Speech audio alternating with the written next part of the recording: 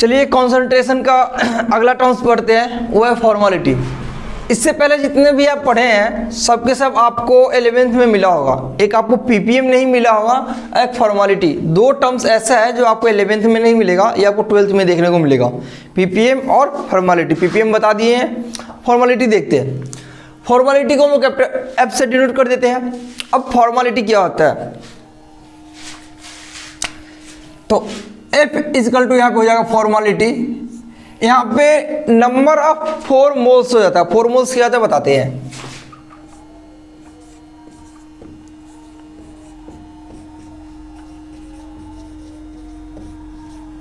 4 moles किसका, सोलूट का।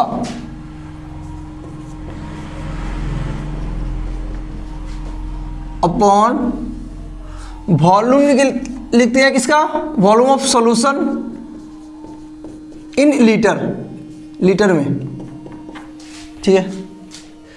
अब मोल्स तो हमको पता है, 4 मोल्स क्या होता है, तो इसको हम डिनोट करते हैं एफ एन से, स्मॉल एफ एन है, ये कैपिटल एफ से है, ठीक है।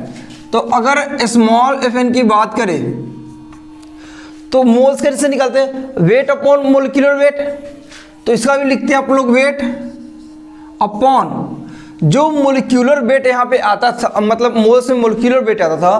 फॉर्मेलिटी में क्या होगा, ऑब्जर्व्ड मोलिक्यूलर वेट, मतलब उस मोलिक्यूल्स को देखेंगे उसमें कितना है सब एटम प्रेजेंट, उसका मास।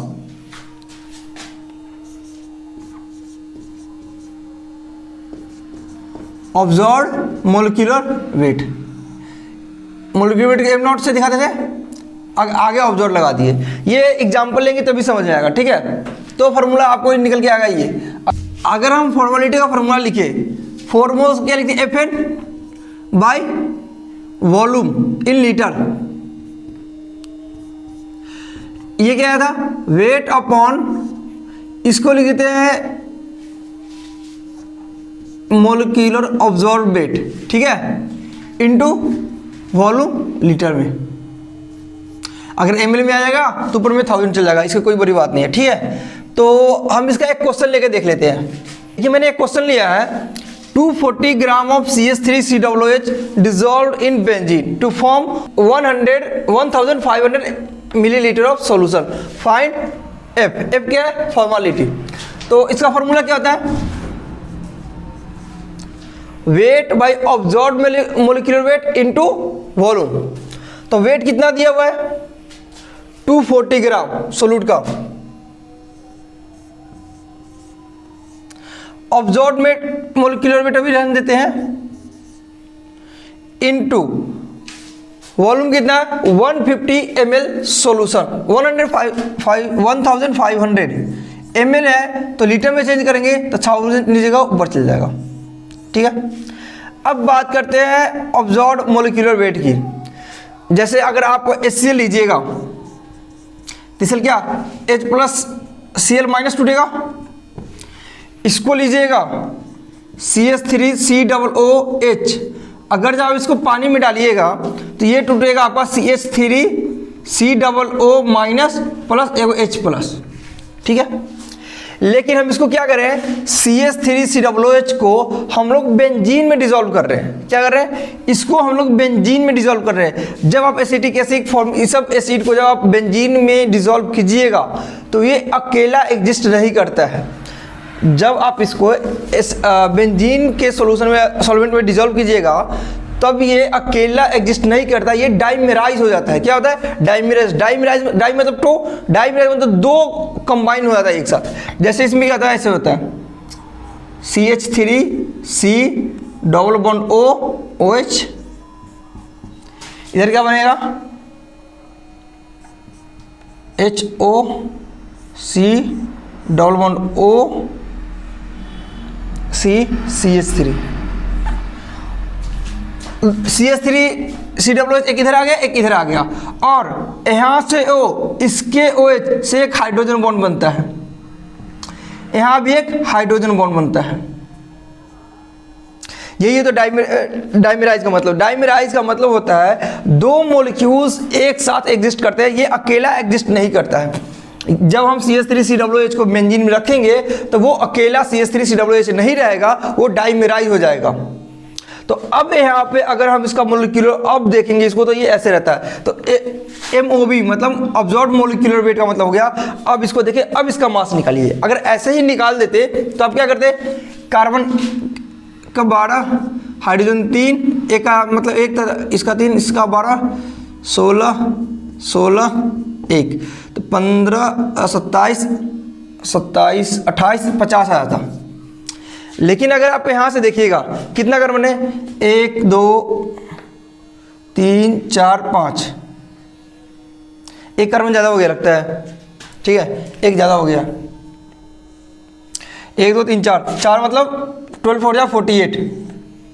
हाइड्रोजन गिनिए, 3, 4, 5, 3, 8, 8 मतलब 8, एक मास होता है। और क्या बचिए, ऑक्सीजन। ऑक्सीजन कितना है, 1, 2, 3, 4, 1 का 16, 4 का 64,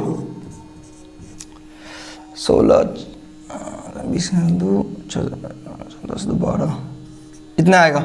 अच्छा यहाँ पे देखिएगा, यहाँ पे 60 आएगा, 60 आ जाएगा, 50 नहीं आएगा, ठीक है। तो ये डाइमेराइल हो जाता है। तो अगर अकेला निकालते इसका मोलिक्यूलर वेट तो 60 आता, लेकिन अब इसको हम एक्चुअली में देखें तो ये अकेला एग्जिस्ट नहीं करता, डाइमेराइल को फॉर्म में एग्जिस्ट करता है। तब इसका मोलिक्यूलर वेट निकाले तो 120 ग्राम आ जाएगा, ठीक है। तो अब हम यहाँ पे लिखेंगे 240 अपॉन 120 इंटू 1500 इंटू 1000, ये आएगा आपका क्या, फॉर्मेलिटी। चलिए अब इसको कंप्यूट करते हैं।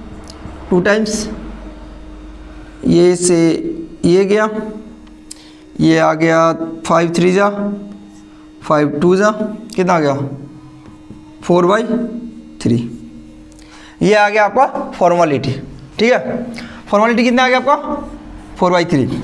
तो बस कुछ नहीं है, बस यहाँ पे क्या रखना है आपको, देखना है कि वो जो मोलिक्यूल्स आप लिए हैं वो अकेला एग्जिस्ट कर रहा है, डाइमेराइल हो रहा है, या 3 के फॉर्म में कैसे एग्जिस्ट कर रहा है, उसका मोलिक्यूलर वेट लेना है बस, और कुछ नहीं है। बाकी सब सिंपल है। अच्छा एक यहाँ से बात देखिएगा, अगर आप मोलारिटी की बात करें, क्या होता है, moles of solute upon volume of solution, moles by volume लिखते थे। अगर यहाँ मोल्स देखें, मोल्स के क्या लिखते थे, weight by molecular weight upon में वॉल्यूम। अगर हम M by F by M का रेशियो निकालेंगे तो क्या आएगा आपका, एफ का है ऊपर में है, यहाँ नीचे है, यहाँ आएगा मोलिक्यूलर वेट अपॉन में ऑब्जर्व्ड मोलिक्यूलर वेट। मतलब एफ बाई एम निकाले, यह आएगा मोलिक्यूलर वेट अपॉन में ऑब्जर्व्ड मोलिक्यूलर वेट। यह है मोलिक्यूलर वेट, यह है ऑब्जर्व्ड मतलब जो हम देखते हैं, ठीक है। इसको हम बोलते हैं आई, इसी को हम लोग बोलते हैं वेंट ऑफ फैक्टर। क्या बोलते हैं, वेंट ऑफ फैक्टर बोल देते हैं इसको, एफ बाई एम। जो आप लास्ट में जब हम पढ़ाएंगे तो इसका यूज आएगा एफ बाई एम। तो मोल फ्रैक्शन स्टार्ट करते हैं। मोल फ्रैक्शन को हम लोग एक्स से डिनोट करते हैं, ठीक है। मोल फ्रैक्शन हम लोग एक्स से डिनोट करते हैं। मान लीजिए हमने सॉल्यूशन बनाया, कुछ ए है बी है, ए बी को मैंने डाला एक सॉल्यूशन में, तो कुछ ए बी बन गया, ठीक है। सॉल्यूशन बनाएंगे, कोई एक ज़्यादा होगा कोई एक कम होगा। तो मान लीजिए ए हमारा स्मॉल मान ले, लार्ज मान ले, चलिए इसको स्मॉल क्वांटिटी में मान लेते हैं, इसको लार्ज क्वांटिटी में मान लेते हैं, मतलब ज़्यादा क्वांटिटी हो गया। अब जानते हैं जिसका क्वांटिटी कम वो सोल्यूट, जो क्वांटिटी में ज़्यादा वो सॉल्वेंट। तो ये आपका क्या आ गया, सोल्यूट। बी क्या आ गया आपका, सॉल्वेंट। हम बात कर रहे थे मोल फ्रैक्शन की। अगर बोल दे आपको मोल फ्रैक्शन निकालिए किसका, ए का। अच्छा यहाँ पे जब आप ए और बी को मिलाइएगा तो क्या ए और बी का आएगा। अगर यहाँ मोल्स की बात करें, एन ए का मोल्स, ए का मोल्स एन ए मान लेते हैं और बी का मोल्स एन बी मान लेते हैं, ठीक है। अगर हम अब आते क्वेश्चन पे, अगर मान लीजिए आपसे पूछा जाए सोल्यूट जो ए है उसका मोल फ्रैक्शन निकालिए, तो मोल फ्रैक्शन ए लिखेंगे, नीचे में लिखेंगे टोटल मोल। हमेशा जब भी मोल फ्रैक्शन आएगा तो टोटल मोल नीचे में हमेशा आएगा। और टोटल मोल होगा क्या, यहाँ पे टोटल मोल क्या है, इसमें क्या क्या प्रेजेंट है, ए और बी है, ए का मोल प्लस बी का मोल, वो आपका क्या आ जाएगा टोटल मोल, तो Na प्लस Nb। ठीक है, ऊपर में किसका मोल्स पूछा मैंने, ए का, सोलूट का, तो ऊपर में आएगा सिर्फ ए का मोल्स बस। जिसका पूछा जाए उसका ऊपर में लिखिएगा और नीचे में टोटल। ये आ गया आपका मोल फ्रैक्शन ऑफ ए। मान लीजिए मोल फ्रैक्शन आपको किसका पूछा था, बी का, तो नीचे क्या होगा, नीचे हमेशा टोटल, मैंने पहले बोल दिया है टोटल। किसका पूछे हैं, बी का पूछे हैं, तो किसका मोल्स ऊपर में आएगा, बी का मोल्स आएगा ऊपर में, बस खत्म। मोल फ्रैक्शन इतना ही। मोल फ्रैक्शन कि पहले कितना, यहाँ पे मैंने दो सब्सटेंस लिया, दो सब्सटेंस के रेस्पेक्ट में बात की तो टोटल मोल्स आएगा, दोनों का मोल्स ऐड कर देंगे Na प्लस Nb। ऊपर में पूछा मैंने ए का, तो जिसका पूछेंगे उसका मोल्स ऊपर में, नीचे में टोटल। मान लीजिए हमारे पास दो नहीं तीन होता, मान लीजिए एक और मिलाते हैं यहाँ पे तीन, सी भी होता है यहाँ पे, तो अब हमारा टोटल मोल्स क्या आ जाता है, Na plus Nb plus Nc। इस केस में मोल फ्रैक्शन ए का पूछा जाता तो क्या होता, नीचे तो टोटल मोल्स नहीं आएगा, हमने पहले ही बोल दिया। ऊपर में किसका पूछा, ए का, तो किसका मोल्स, ए का, बस। मान लो बी का पूछते टोटल मोल्स, नीचे किसका पूछा मैंने, बी का, तो क्या होगा ऊपर में किसका मोल्स, बी का। ऐसे एक्स सी का निकालेंगे तो टोटल तो नीचे ही आएगा, ऊपर में Nc, बस खत्म मोल फ्रैक्शन। अच्छा यहाँ से देखिए, अगर मैंने दो सब्सटेंस प्रेजेंट था, दोनों का मोल फ्रैक्शन निकाला, अब दोनों का मोल फ्रैक्शन जो आया, मान लीजिए इसको 1 इसको 2 मान लीजिए, दोनों को ऐड करके देखते हैं, XA प्लस XB, अगर दोनों को जोड़िएगा एलसीएम तो टोटल मोल्स ही है NT, ऊपर में क्या आ जाएगा Na प्लस Nb। NT किसके बराबर है, Na प्लस Nb, तो कितना 1 के बराबर आएगा, तो XA प्लस XB किसके बराबर है 1।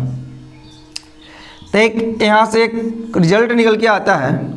मान लीजिए आपका सॉल्यूशन जो बना है, सॉल्यूशन जो आपका बना है, इसमें दो सब्सटेंस है ए और बी, ए और बी से बना हुआ सॉल्यूशन है, तो दोनों का अगर मोल फ्रैक्शन निकालिएगा और जोड़िएगा तो 1 के बराबर आएगा।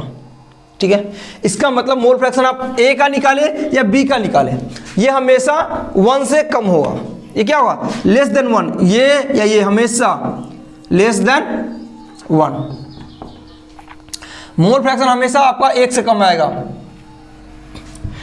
अच्छा, मैंने यहां पे बोला दो सब्सटेंस के लिए, मान लीजिए 3 सब्सटेंस रहता तो मोल फ्रैक्शन किससे निकालते, A प्लस बी प्लस सी, मतलब यहां से रिजल्ट आता XA plus XB plus XC किसके बराबर, 1 के बराबर। ठीक है, मान लीजिए आप XA निकाल लीजिएगा ना, तो XB निकालने का जरूरत नहीं है, XA आ गया तो XA से क्या कीजिएगा, XB निकालने के लिए क्या कीजिएगा 1 माइनस XA कर दीजिएगा, तो आ जाएगा आपका XB। दोनों निकाल, एक में से जितना ये आ गया, मान लीजिए इसका 0.5 आ जाएगा, माइनस 0.2 आ जाएगा, तो कितना 0.8 आ जाएगा, आपको इतना लाना है बस। तो मोल फ्रैक्शन का इतना था। एक क्वेश्चन ले लेते हैं, मैंने क्वेश्चन लिया है 36 gram of glucose dissolve in water, 90 ml water में डिजोल्व करे। ठीक है, वाटर का डेंसिटी 1 पता ही रहता है आपको, फिर मैंने 1 लिख दिया। यहाँ मोल फ्रैक्शन पूछा है ग्लूकोज का और वाटर का, यहाँ पे दो है ग्लूकोज और वाटर। चलिए, तो दोनों का पहले मोल्स निकालेंगे, मोल्स आ जाएगा, मोल फ्रैक्शन आ जाएगा। तो पहले मोल्स किससे निकाल ले, ग्लूकोज का निकाल लेते हैं, फिर मोल्स किसका निकालेंगे, वाटर का। ठीक है, तो गिवन वेट कितना है 36। ग्लूकोज का फॉर्मूला क्या होता है C6H12O6, 72 प्लस 12 प्लस कितना जाएगा 16 6 96। ठीक है, यहाँ से आ जाएगा, जब ऐड किया तो 180 आ जाएगा, तो 18 2 जा 10 1/5 कितना आ गया 1/5 आ गया। क्या किसका मोल्स, ग्लूकोज का।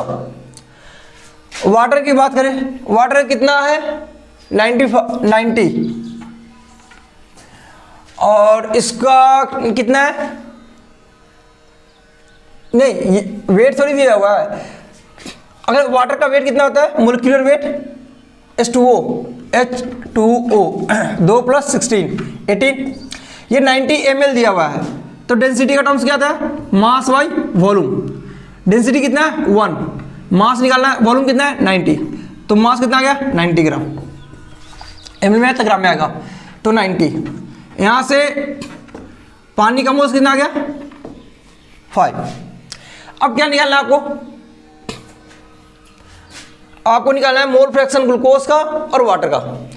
अगर मोल्स ऑफ ग्लूकोज निकाले तो ग्लूकोज का मोल प्लस टोटल मोल्स, तो NT क्या आ जाएगा Na प्लस NB, तो यहाँ पे ग्लूकोज प्लस वाटर का, ग्लूकोज कितना है 1/5, वाटर कितना है 5, इसको जोड़िए तो 26/5, तो NT आ गया आपका 26/5, और क्या ये Na ग्लूकोज का, ये पहले ग्लूकोज का निकाल लेना, ग्लूकोज का क्या है 1/5, तो 1/5 इंटू 5/26 आ जाएगा, ठीक है, क्या आ जाएगा 1/26, किसका आ गया ग्लूकोज का आ गया। अगर आपको वाटर का निकालना है तो कुछ मत कीजिए, 1 - 1/26 कीजिए, 25/26, ऐसे भी निकाल के देख लीजिए मोल फ्रैक्शन वाटर का फॉर्मूला से। मोल्स ऑफ वाटर कितना है 5 अपॉन टोटल मोल्स कितना है 26/5, 26/5 क्या 5 इंटू 5/26, 25/26। देखिए 25/26 यहाँ भी आया, 25/26 यहाँ भी आया। तो जरूरी नहीं कि आप ऐसा कैलकुलेट कर लीजिए, किसी एक का निकाल लीजिए, 1 में से माइनस कर दिए, उस दूसरा वाले का आ जाएगा, ठीक है। मोल फ्रैक्शन यहाँ पे खत्म। देखिए अब हम बात करते हैं मोलालिटी की। मोलालिटी पढ़े थे, उसको हम कैपिटल M से डिनोट करते हैं। मोलालिटी आया है यहाँ पे, वहाँ यहाँ स्मॉल m है, वहाँ पे कैपिटल M था, दोनों में अलग अलग है, ठीक है। तो मोलालिटी का स्मॉल m, इसका डेफिनेशन क्या आता है, number of moles of solute upon solvent mass of solvent in kg।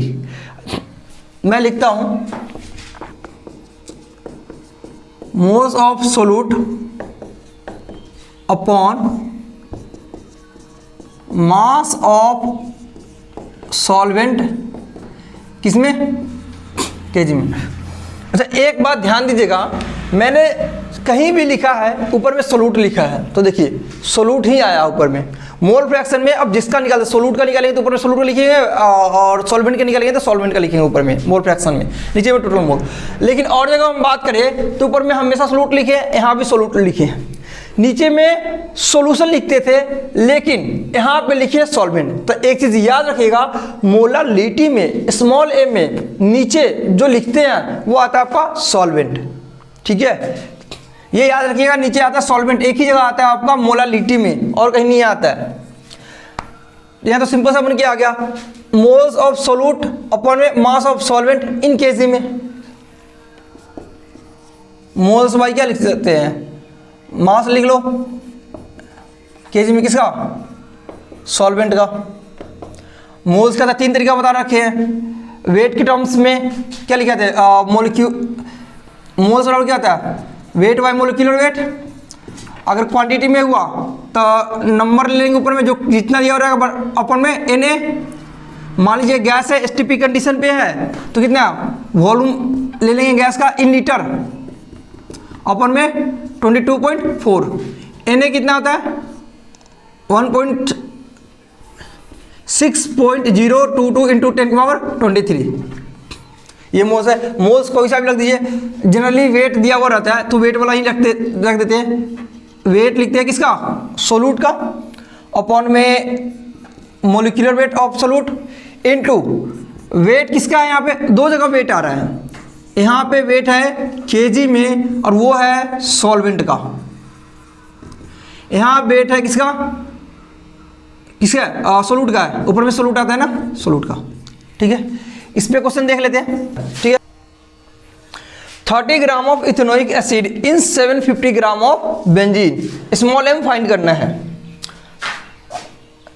तो यहाँ पे 30 ग्राम है इथेनोइक एसिड का, 750 ग्राम ऑफ बेंजीन का। कौन कम है, ये कम है। सोल्यूट कौन हो गया, ये हो गया। सॉल्वेंट कौन हो गया, वो हो गया, ठीक है। अब फॉर्मूला देख लेते हैं। इथेनोइक एसिड का CH3COOH, बेंजीन का C6H6। अब निकालते हैं हम लोग M। फॉर्मूला क्या है? वेट ऑफ सोलूट, सोलूट को नहीं, ये इसका वेट कितना है 30 अपॉन मोलिक्यूलर वेट इसका, किसका मोल्स। जब इसका निकाल देते तो ये सोलूट का ही आएगा, तो इसका वेट कितना का 12 + 3 + 12 + 16 + 16 + 1, तो 24 + 4 + 32। अब यहाँ से कीजिएगा तो कितना जाएगा 28 + 32, यहाँ जोड़िएगा 60, तो इसका कितना मास आ गया 60 अपॉन में 60। अब क्या था, किसका वेट है सॉल्वेंट का केजी में, तो वो 750 ग्राम दिया हुआ है, तो 750/1000 आ गया। बस इसको कैलकुलेट करना है, गया 2 आ गया, ये से ये गया 25 दूना 25 75 4, ये गया 2, क्या आ गया आपके पास 2 पर चल जाएगा, 3 नीचे आ जाएगा, ये आ गया आपका 2/3। मोलालिटी कितना आ गया 2/3, 0.66 आ जाएगा। ठीक है, ये आपका मोलालिटी भी खत्म। जितने भी कॉन्सेंट्रेशन टर्म्स थे वॉल्यूम, जैसे मैंने यहाँ पे ये अभी मैंने जो बताया मोल फ्रैक्शन और मोलालिटी, ये आपका मास डिपेंडेंट था, मास के टर्म्स में था, और ये आपका टेम्परेचर के इंडिपेंडेंट था। एक पीपीएम का भी टर्म्स आया था आपका, पीपीएम जब आपका वेट बाई वेट के टर्म्स में आएगा, तो मैंने इसको उसी में पढ़ा दिया। एक और आया था यहाँ पे वेट बाई वेट परसेंटेज, इसमें मतलब टेम्परेचर इंडिपेंडेंट के टर्म्स में 4 आया था, पीपीएम आया था वेट बाई वेट, जब हम पीपीएम बताए थे उसमें उसी के साथ इसको भी बता दिए थे। परसेंटेज वेट बाई वेट आया है, इसमें है टेम्परेचर इंडिपेंडेंट में, वो भी जब हम percentage wait volume by volume और वेट बाई वॉल्यूम बता रहे थे उसी के साथ बता दी थी, तो उससे रिलेटेड था इसलिए। ठीक है, 2 चीज़ बच गया था, मोलालिटी और मोल फ्रैक्शन मैंने अभी बता दिया। सारे कंसंट्रेशन टर्म्स यहाँ पे खत्म होते हैं। नेक्स्ट लेक्चर्स में अब नया टॉपिक स्टार्ट करेंगे।